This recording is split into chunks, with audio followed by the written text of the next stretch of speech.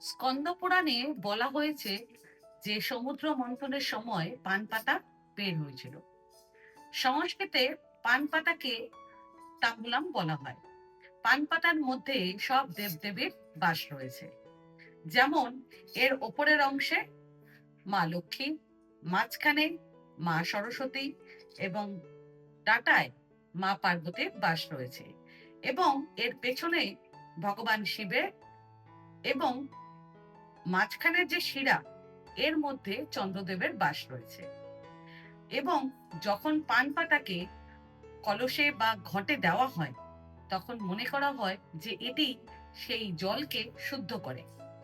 আর দক্ষিণ ভারতে যখন কোনো পণ্ডিতকে দক্ষিণা দেওয়া হয়, তখন পান পাতার মধ্যে হলুদ ও কুমকুম দিয়ে তার সঙ্গে একটা সুপরি এবং একটা যে কোনো মুদ্রা রেখে দেওয়া হয়, এবং এটিকে সেগুন হিসেবে মানা হয়।